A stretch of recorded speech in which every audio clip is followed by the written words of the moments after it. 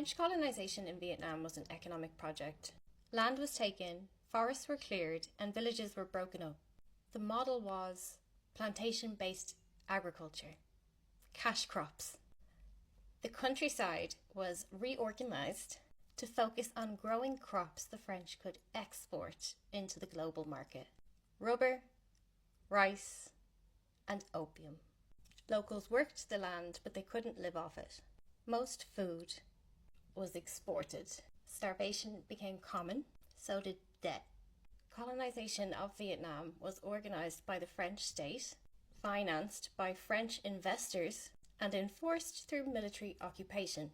They were not growing essential goods. Nobody needed rubber or opium monopolies. These plantations existed only to generate profit for foreign investors. The entire governance system was designed for cash flow out of the country. It did not care about local survival. French officials and companies built systems that were designed to pull as much wealth out of Vietnam as fast as possible. They didn't ask if anyone needed what they were taking. They knew they could sell it abroad. They could make money from this.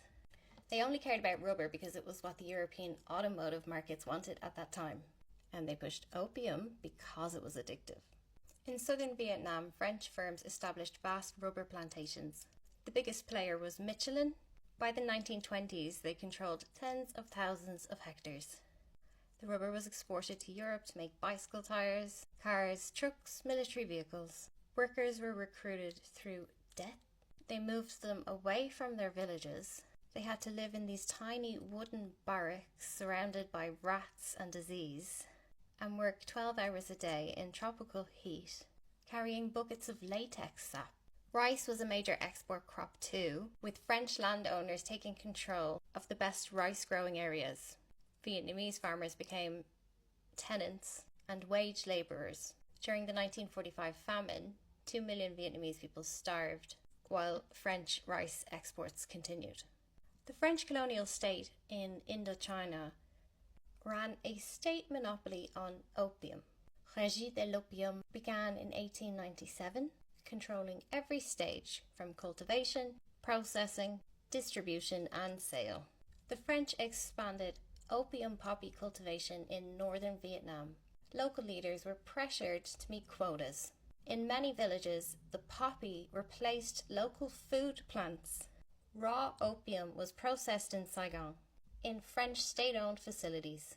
Harvests were stabilized to maintain the volume required to meet international demand. Large volumes of processed opium were shipped to France and French overseas markets. Vietnam became a key node in the French global drug economy. The same opium that funded the colonial budgets in Indochina was appearing on the streets of Paris and Marseille. At its height, 25% of the French colonial budgets came from opium exports and taxation. The monopoly criminalized any non-state production, and private sellers were treated as smugglers. Opium remained central to French colonial revenue for over 3 decades. On March 9, 1945, Japan launched a military coup against French colonial administrators in Vietnam. In less than 24 hours, France's empire in Vietnam had been dismantled. French officers were disarmed, arrested, and in many cases executed by the Japanese.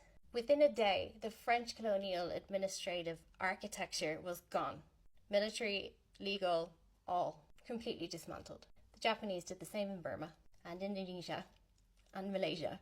In Burma, the Japanese handed control to the Burmese Independence Army. In Indonesia, they removed the Dutch, backing locals with training and government facilities. These moves by Japan towards the end of the war show that their goal was ending European control in South Asia. They armed nationalist militias, trained local administrators, and handed over state functions and power. They didn't keep them for themselves. This is not empire building by Japan, it's strategic decolonization. Japan's goal during the war was to destroy European power. And the reality of World War II is that it had succeeded in breaking 350 years of European colonial extractive stronghold in Asia. and they were empowering local governments. Intercepted Japanese diplomatic cables from the war show that Japan was seeking surrender as early as May 1945. US officials, including Secretary of War Henry Stimson, admitted privately that Japan would have surrendered without the bombing, but the US chose to drop these bombs instead.